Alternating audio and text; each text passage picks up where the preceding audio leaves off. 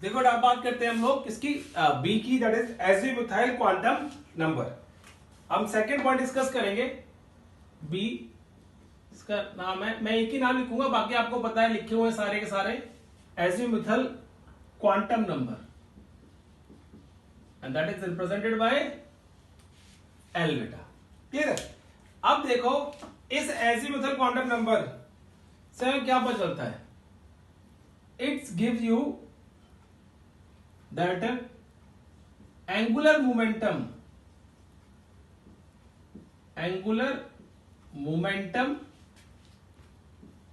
Of an electron in an atom. एक atom के अंदर किसी भी एक इलेक्ट्रॉन का एंगुलर मोमेंटम क्या होगा? जैसे अगर मैं यहां पे लिखूं बेटा इसको, तो एंगुलर मोमेंटम हमने क्या पढ़ा था? देखो, angular momentum is equals to under root l plus one h upon 2 pi. इस एल प्लस एंगुलर मोमेंटम को आप mvr इज इक्वल टू ऐसे भी लिख सकते हो बेटा, l plus one h upon 2 pi, और you may write it like this, mvr is equals to l plus one h cross. ये सारे के सारे तरीके क्या हैं? एंगुलर मोमेंटम को लिखने के तरीके हैं। You can write either of them, और आप कोई भी एंगुलर मोमेंटम लिखने के लिए फॉर्मूला यूज कर सकते हो। ठीक है, रिक्वायरमेंट के ऊपर है, जिस तरीके की रिक्वायरमेंट हो उस तरीके से फॉर्मूला लिख दो, बस ये केस है। और ये फॉर्मूला याद आना है बेटा, याद रखना है बस आपको। तो पहला पॉइंट क्या है इस एजिमुथल क्वांटम नंबर ने? इसने कहा कि it can give the energy of the it can give the angular momentum of an electron. वो इलेक्ट्रॉन का एंगुलर मोमेंटम दे सकता है। सेकेंड, इसी के बारे में बेटा, it gives subshell in which electron is present. ये सबशेल दे सकता है कि किस सबशेल में, सेल की किस सबशेल के अंदर इलेक्ट्रॉन प्रेजेंट होगा बेटा। मतलब हम कहते हैं यहां पे देखो कि एक शेल थी और दूसरी क्या है? सबशेल है। डन बेटा। अब देखो शेल में हमने क्या लिया था सबसे पहले? के, और के की वैल्यू में क्या मानी थी? n is equal to 1। अब एक बात याद रखना, जो भी सबशेल की वैल्यू आएगी that will be always n minus 1 l की वैल्यू आएगी। अगर k की वैल्यू 1 है तो इसके अंदर, इस शेल के अंदर how many subshell we will have? This will given by this azimuthal quantum number, and it has only one subshell, that is s। और इस s की वैल्यू क्या हो जाएगी? यहां पे n की वैल्यू कितनी है? 1, यहां पे n 1 माइनस 1 0, तो s के लिए एंगुलर क्वांटम नंबर की वैल्यू 0 हो जाएगी।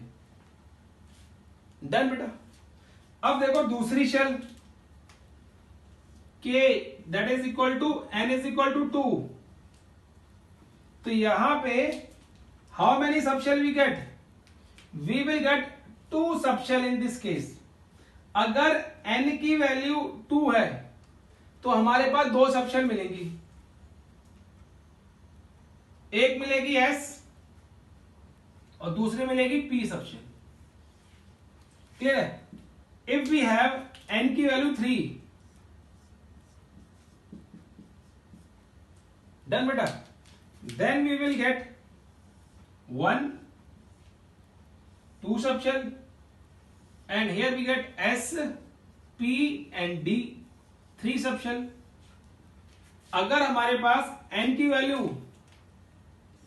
k, sorry this is not k, this is k l, this is m, this is n, क्योंकि n की वैल्यू इंक्रीज कर रही है तो k l m n भी बढ़ता जा रहा है बेटा। क्लियर है? तो इसके लिए हमें क्या मिलेंगी, will get S, P, D and F. We'll get 4 subshells in this 4th shell. Clear है? अब देखो इन सबशेल्स के लिए जितनी भी सबशेल दे रखी है उनके लिए L की वैल्यू कांस्टेंट रहती है बेटा। वो कैसे देखो, S के लिए L की वैल्यू क्या होगी, दैट विल बी 0। P के लिए L की value that will B 1। D के लिए L की value that will be 2। F के लिए L की वैल्यू दैट इज 3। ये आपको याद रखनी है कि L की वैल्यू क्या होंगी, और जितनी L की वैल्यू आएंगी, जितनी L की वैल्यूज होंगी एक शेल के अंदर, आप बोलोगे उतनी सब शेल होंगे एक शेल के अंदर। वो कैसे देखो, अगर कोई बोलता है n की वैल्यू 1 है तो we have only 1 subshell that is S। अगर n की वैल्यू 2 है बेटा, तो n की वैल्यू 2 है मतलब सेकेंड शेल में, तो सेकेंड शेल में ये 0 भी तो हो सकता है, तो 0 और 1 वाली 2 होंगी। फिर वहां पे n की वैल्यू 3 है तो वहां पे 0, 1 और 2, 0 भी हो सकती है, 1 भी हो सकती है, 2 भी हो सकती है, 3 होंगी। अगर n की वैल्यू 4 है तो l की वैल्यू उससे कम हो सकती है ना वहां पे, तो 0, 1, 2, 3, 4 4 सबशेल होंगे। तो ये हमारे पास 4 सबशेल मिलती है। अब इन सबशेल्स के नाम भी है बेटा, देखो कैसे। अगर हम बात करें तो जो सबशेल है इनके नाम दिए गए थे स्पेक्ट्रे के ऊपर। जो हम स्पेक्ट्रा चेक किया था ना, एटॉमिक स्पेक्ट्रम चेक किए थे, तो एटॉमिक स्पेक्ट्रम जिस तरीके से आते थे ना हमें, जिस नेचर में मिलते थे हमें, उनके अकॉर्डिंगली हम उनके कुछ नाम दिए थे बेटा। हम जैसे देख के कहते हैं स्पेक्ट्रा ये शार्प आया बड़ा, ये थोड़ा डिफ्यूज्ड है, ये थोड़ा प्रिंसिपल स्पेक्ट्रा है, ये फंडामेंटल स्पेक्ट्रा है। तो उस तरीके से ही इनके नाम दे दिए बेटा। और एस को कह दिया गया वहां पे कि जो एस है that will B sharp, P will be principal, D will be diffused, F will be fundamental।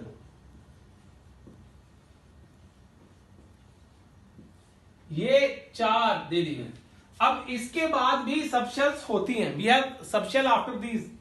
उसका होता है D, F, G, H, फिर वो अल्फाबेटिकल ऑर्डर आ गया बेटा। क्या आ गया, अल्फाबेटिकल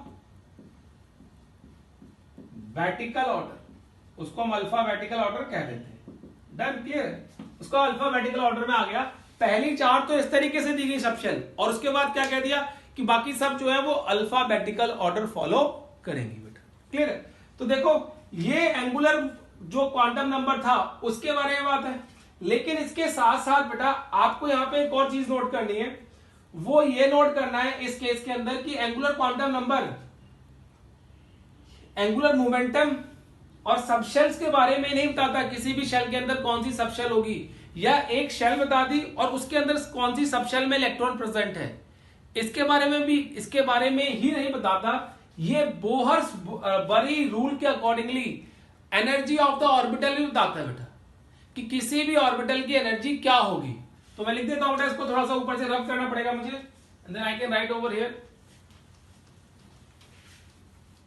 देखो बेटा,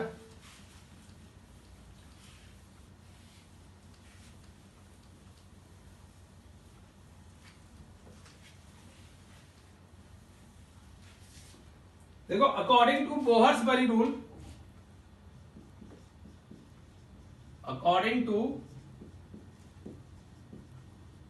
बोहर्स-बरी rule,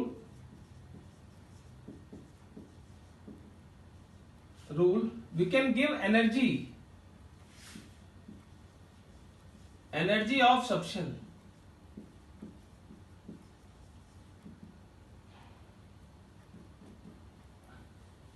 not energy of subshell, that is energy of orbital। ये आपको बताऊंगा बेटा, और उसके लिए फॉर्मूला होता है n plus L rule. Bohr's Bury rule का मतलब क्या है, n प्लस एल रूल बेटा। Clear case.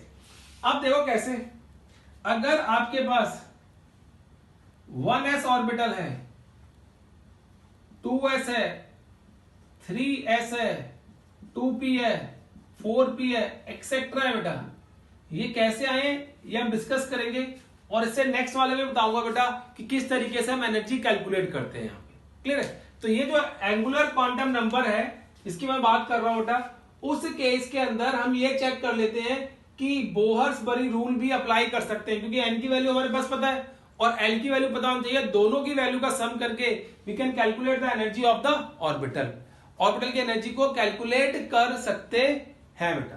क्लियर है केस? चलो ये हमारे पास क्या था, एंगुलर मोमेंटम का केस था बेटा। Now we will study the case of third quantum number, that is magnetic quantum number.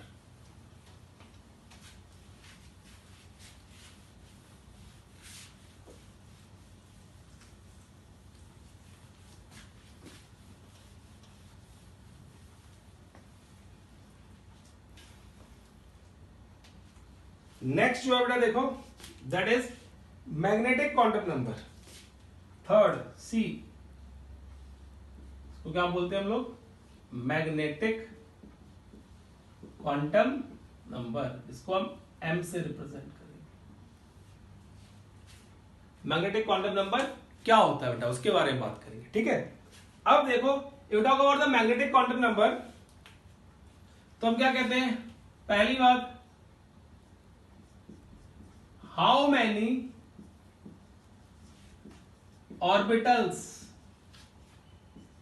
Are there in a given subshell. Given subshell के अंदर कितने ऑर्बिटल्स होंगे, ये कौन बताएगा हमें, magnetic quantum number. It will be explained by magnetic quantum number. और देखो इसका एक और नाम था orientation. If subshells are placed in magnetic field, if subshells are placed in magnetic field, then there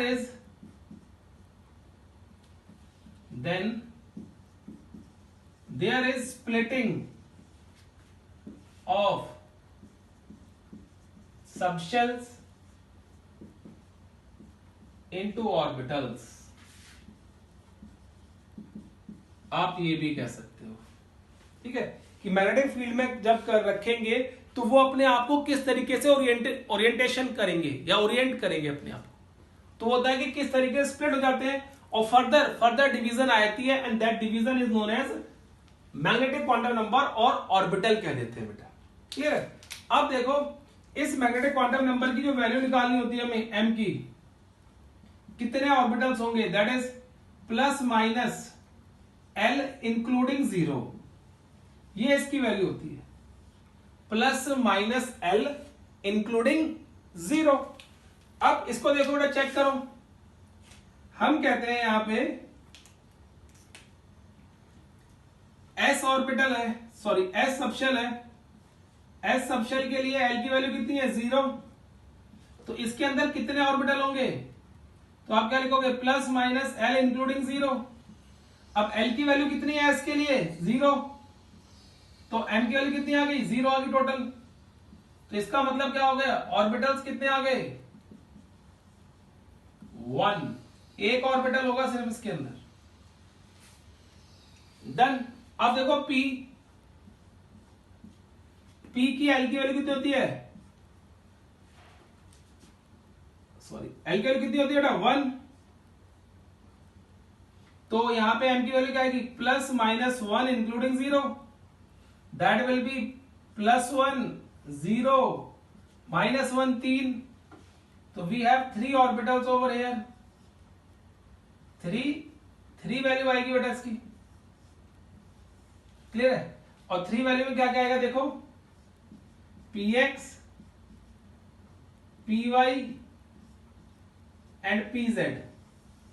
और एक चीज याद रखो, हमने ये बाय कन्वेंशनल माना हुआ है, जो जीरो वाली वैल्यू होगी वो पी जेड की होती है, ये बाय कन्वेंशन है। by convention.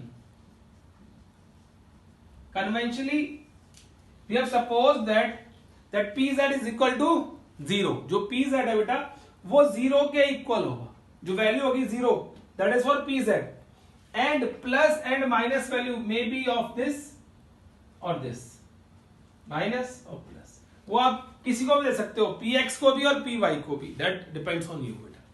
क्लियर है केस? अब देखो नेक्स्ट SPD, d की वैल्यू क्या होती है 2.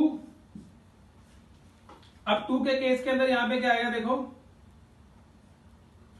Plus minus 2 including 0, all the values lie in between integers, -2 -1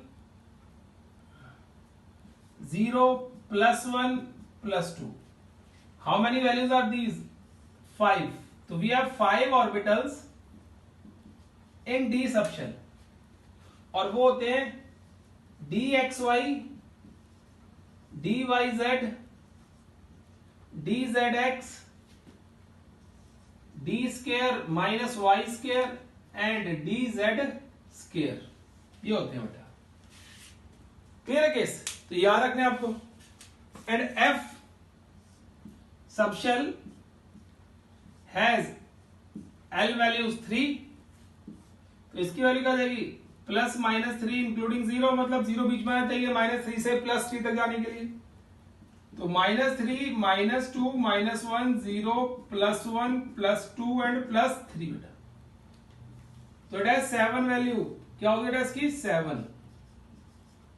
clear है? और इसको याद करने की कोई जरूरत नहीं है, नो नीड. आपको कोई क्वेश्चन नहीं आएगा इसके ऊपर based, so no need to.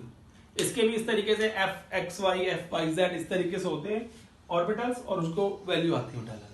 Clear है? तो देखो जब हम ओरिएंटेशन क्वांटम नंबर की या मैग्नेटिक क्वांटम नंबर की बात करते हैं तो हमें वहां से ऑर्बिटल मिलते हैं कि कितने नंबर ऑफ ऑर्बिटल्स प्रेजेंट होंगे गिवन सबशेल के अंदर. देखो कॉन्टिन्यूएशन में चल रही है चीजें, जो आपको मैंने बताया था अपने एड्रेस के बारे में, वो सेम यहां पे चल रहा है बेटा. कैसे? हमने कहा था शेल होती है, शेल के अंदर सबशेल्स होती हैं, और सबशेल्स के अंदर क्या है बेटा? यहाँ पे ऑर्बिटल्स होते हैं. तो जब एक इलेक्ट्रॉन का पता लगाएंगे तो हम सबसे पहले चेक करेंगे किस शेल के अंदर है, फिर चेक करते हैं उस शेल की किस सबशेल के अंदर है, फिर हम चेक करते हैं उस सबशेल के किस ऑर्बिटल के अंदर इलेक्ट्रॉन प्रेजेंट है. ठीक है? क्लियर है केस? तो देखो ये सारी केसेस आ गए. अब आपको पता है कि एक ऑर्बिटल के अंदर, in an orbital we can fill only how many electron? 2 electron. ये हम बता चुके हैं. मैं इसको रब करता हूं, फिर हम बात करते हैं इस पे भी.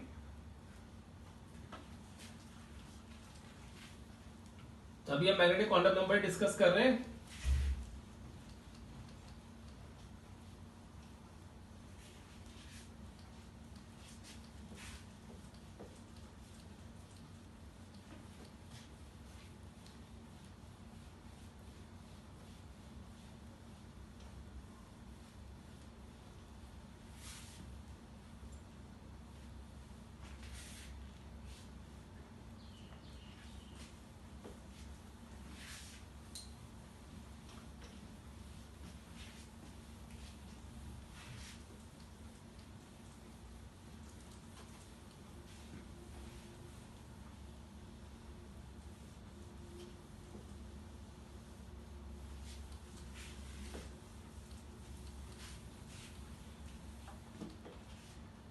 देखो बेटा, एक बात कर रहे हैं मैग्नेटिक क्वांटम नंबर की, और इसमें हम डिस्कस कर रहे थे. ठीक है? क्या डिस्कस कर रहे हैं बेटा? हम चेक करते हैं इलेक्ट्रॉन्स और कितने आएंगे. तो हमारे पास एस सबशेल है, मैं लिख लेता हूं सबशेल एस, और उसमें लिखता हूं ऑर्बिटल्स, और then I can write electrons. कितने होंगे? डन बेटा. तो एस सबशेल के लिए how many orbital we have 1 orbital, और 1 ऑर्बिटल में कितने इलेक्ट्रॉन आते हैं? 2. p सबशेल में कितने ऑर्बिटल हैं? 3. इलेक्ट्रॉन कितने हैं? 6. d सबशेल में how many orbitals we have? 5, and electrons are 10. and f subshell में how many orbitals we have? 7, and electrons are 14। तो इस तरीके से हमारे पास 2, 6, 10, 14 ये इलेक्ट्रॉन्स आते हैं किसी भी शेल के अंदर बेटा। क्लियर है केस? तो ये आपको याद रखना है। अब देखो ये तो हमने इलेक्ट्रॉन लिख दिए किसी भी शेल के अंदर। अब हम चेक करते हैं कि कौन कौन से ऑर्बिटल्स होते हैं किसी भी शेल में। ठीक है, ये सब शेल में कितने इलेक्ट्रॉन, सब शेल में कितने ऑर्बिटल्स होते हैं और फिर उसमें कितने इलेक्ट्रॉन्स होंगे उसके बारे में बताया बेटा। तो अगर आपको मैं क्वेश्चन लिख देता हूं, फिर आप उससे याद रख लेना बेटा। How many orbitals are there in a given subshell. एक गिवन सबशेल में कितने ऑर्बिटल होंगे? तो आपको कुछ नहीं करना है, सिर्फ और सिर्फ आपको ये फॉर्मूला याद रखना है, दैट इज 2l+1 ऑर्बिटल्स। ठीक है बेटा, देख लो। अब यहां पे एल की वैल्यू पुट कर जाओ बस, क्योंकि सबशेल में पूछा है ना। एल की वैल्यू 0 है तो 0, कितने ऑर्बिटल्स हो गए? 1। एल की वैल्यू अगर 1 है तो 3, एल की वैल्यू अगर 2 है तो 5, एल की वैल्यू अगर 3 है तो 7। तो ये फॉर्मूला आप याद रख सकते हो डायरेक्टली। अगर आपसे पूछे किसी भी सबशेल के अंदर कितने ऑर्बिटल्स होते हैं, दिस इज द फॉर्मूला। ठीक है बेटा, इसी तरीके से हम पूछ सकते हैं how many electrons are in a shell. एक शेल में कितने इलेक्ट्रॉन्स होंगे बेटा? मेरा आप करो थोड़ी देर जल्दी से, देखो।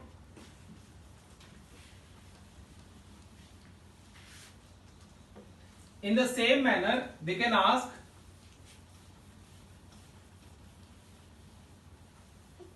how many, next question है how many electrons are there in a shell। एक शेल में कितने इलेक्ट्रॉन होंगे बेटा? तो आंसर क्या है इसका हमारे लिए? बस आपको एक छोटा सा फॉर्मूला रखना है, and that is N square. ठीक है, अब देखो एन स्क्वायर का मतलब शेल की वैल्यू पुट करो, you will get the number of electron in that particular shell. अब k की वैल्यू हमारे लिए क्या आती है बेटा? That is n 1। तो इसमें सबशेल कितने आएंगे ये चेक कर लेते हैं पहले। देखो एस सबशेल आएगा कल्ला, जिसको हम क्या बोलते हैं, चलो एस सबशेल लिख देते हैं। और ऑर्बिटल कितने होंगे बेटा? ऑर्बिटल भी एक आएगा, दैट इज 1s। और इलेक्ट्रॉन कितने होंगे फिर उसमें? That electron will be 2। Electron कितने आएंगे उसमें? 2 आ जाएंगे। क्लियर है case? How many electrons are there in a shell. बेटा ये कुछ गड़बड़ है, let me check then we will go further. बेटा पहले हम चेक करेंगे इसको, then I will give the formula. ठीक है, ओके, ये चेक करना। 2 मिनट रुक जाओ, बस हो जाएगा चेक। अब देखो के एल, एन की वैल्यू 2। अब एन की वैल्यू 2 होगी तो इसमें एस तो हो गई बेटा, और पी भी होगा। मतलब यहां पे सबशेल जो होगी वो क्या होगी? एस होगी। यहां पे एस और पी 2 सबशेल होंगी। यहां पे क्या होगा? 2s एंड 2p, ये 2 ऑर्बिटल्स होंगे बेटा। और 2s और 2p का मतलब 2px, 2py एंड 2pz। तो ये कितने आ गए? 4 हो गए ऑर्बिटल। 1 2 3 4, ये 1 था, ये 4 हो गए। तो यहां पे क्या आ गया बेटा? दैट विल बी 1 2 4 दूनी 8, 8 electrons.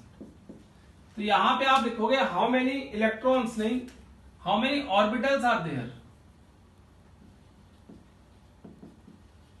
How many orbitals are there in a shell, that is n square. Clear बेटा? कितने ऑर्बिटल्स होंगे? अब l n is equal to 3, s p d, 3 सब शेल होंगी और उन सब शेल्स के अंदर आप कैसे लिखोगे बेटा, एन की वैल्यू 3 है तो 3s 3px 3py 3pz done. And आ गया d 3dxy 3dyz 3dyz बेटा yz, दिस इज zx, फिर 3d x square minus y square and 3d z square. Then how many orbitals we have over here? 1 2 3 4 5 6 7 8 9, 9 orbitals. यहाँ पे 1 orbital, यहाँ पे 4 orbitals, here we have 9 orbitals, and how many electron we can fill over here? 18. Okay, done. अब देखो L, sorry ये L के बाद M, K L M, फिर N, N is equal to 4. तो S P D and F. अब 4 लगाना है सबके आगे देखो, तो मतलब आपके पास क्या होगा 4s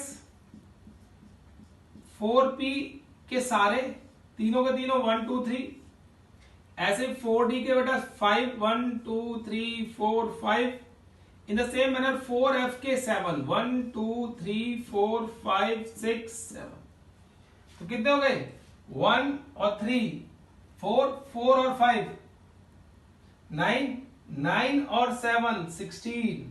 So how many orbitals we get in a given subshell? 16. And 16 में इलेक्ट्रॉन कितने फिल के होते हैं बेटा 32 इलेक्ट्रॉन्स.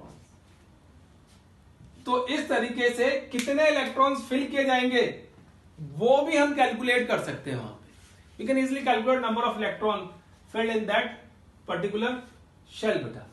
क्लियर है, उसमें हम ये कैलकुलेट कर सकते हैं. अब number of how many orbitals को कैलकुलेट कर लिए, हम चेक करेंगे कितने इलेक्ट्रॉन्स होंगे किसी भी शेल के अंदर बेटा. ठीक है, उसके लिए हम क्या फॉर्मूला यूज करते हैं वो मैं आपको बताता हूं. ठीक है बेटा, तो ये मैं पहले आप बेटा नोट करो पहले इसको, फिर देखते हैं.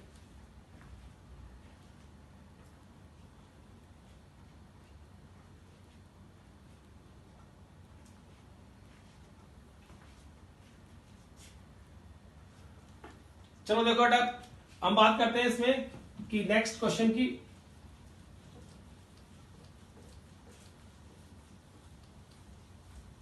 देखो बहुत लेंथी टॉपिक्स है बेटा, इन पर जितने मर्जी बातें की जाओ खत्म नहीं हो सकती.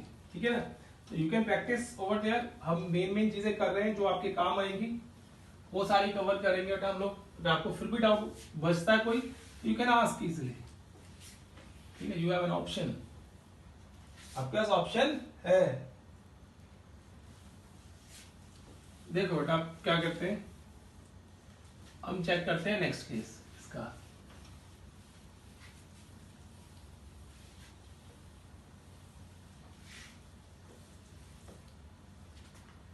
देखो बेटा केस क्या है, क्वेश्चन बेटा एक और,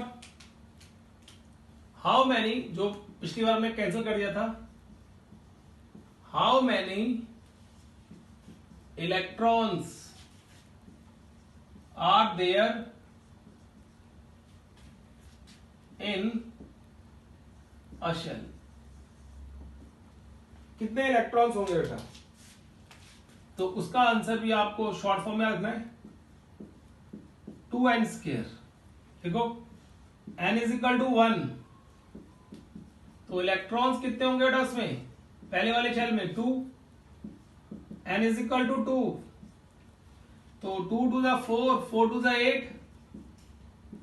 n is equal to 3, तो 2 9 जा 18, n is equal to 4, तो 16 2 जा 32. तो इस तरीके से गिवन शेल्स के अंदर यू विल गेट इलेक्ट्रॉन्स, कितने इलेक्ट्रॉन्स आते हैं बेटा. क्लियर है केस. तो ये सारी की सारी जो शॉर्ट फॉर्मूले हैं वो आपको याद रखने हैं. अब देखो, now will talk about the last quantum number क्योंकि देखो पहले 3 तो कवर हो गए, principal, azimuthal and magnetic. Now we are left with this. चलो इसको भी कंप्लीट करते हैं बेटा। अब क्या करेंगे, देखो स्पिन क्वांटम नंबर। लास्ट क्या बेटा, ये बहुत लेट डिस्कवर किया गया था 1927 के आसपास जाके। एंड स्पिन क्वांटम नंबर क्या होता है, what will be the spin of electron inside the orbital. जो नेक्स्ट है हमारे पास, that is the spin quantum number. Spin quantum number बेटा, क्लियर है। We talk about spin quantum number, so it gives spin of an electron inside orbital. What will be the spin? और जो spin होती है, it may be clockwise, that is represented by plus half, and the second one is anti-clockwise, that is represented by minus half। या तो किसी orbital में एक electron की स्पिन पॉजिटिव क्लॉकवाइज होगी या दूसरी वाली क्या होगी, एंटी क्लॉकवाइज होगी बेटा, क्लियर है। इसी तरीके से हम स्पिन क्वांटम नंबर निकाल सकते हैं। इस स्पिन के बेस पे हमें यह पता चला था कि इलेक्ट्रॉन जो है वो अपनी स्पिन के ऊपर रोटेट करता है। एक जो इलेक्ट्रॉन है आपको पता है ऑर्बिटल मोशन शो करता है, दूसरा क्या करता है, वो स्पिन मोशन भी शो करता है ऐसे ऐसे रोटेट करके।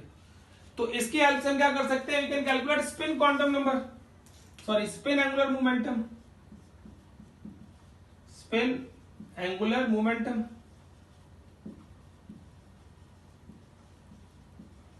तो उसके लिए फॉर्मूला लगाते हैं बेटा हम लोग, SS प्लस 1 H अपॉन 2 पाई, सेम फॉर्मूला, बस जो L है that is replaced by S। तो आपको ये भी याद रखना है, ठीक है। अब इस पे ना एक बड़ा इंपॉर्टेंट क्वेश्चन बनता है, कई बार पूछ लेते हैं, पता भी होना चाहिए। क्या क्वेश्चन बनता है देखो बेटा इस पे, वो है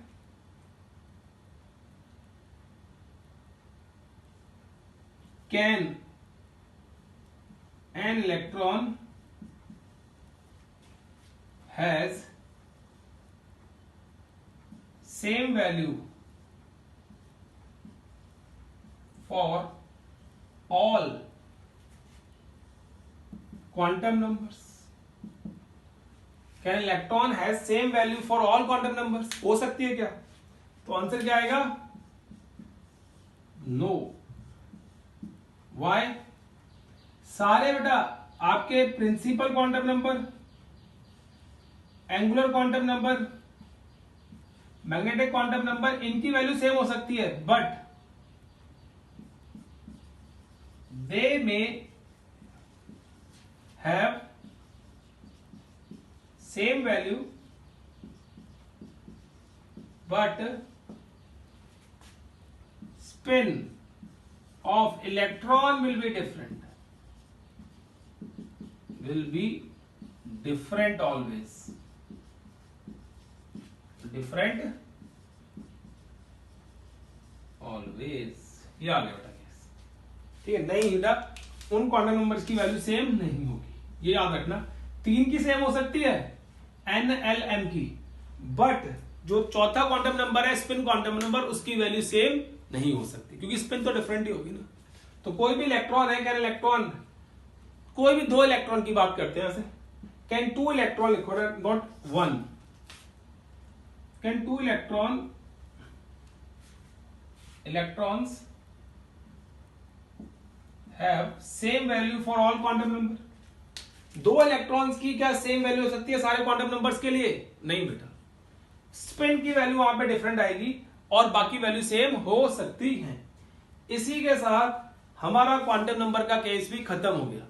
now we are left with only 2 topics in this chapter and that will be covered in the next videos, ठीक है बेटा, and that is electronic configuration and radial probability. तो उसके बाद बेटा ये चैप्टर खत्म हो जाएगा ऑफिशियली। आप पढ़ते रहो, अगर आपको डाउट आता है तो आप लाइव क्लास के अंदर पूछ सकते हो। टिल देन बेटा take care and bye bye.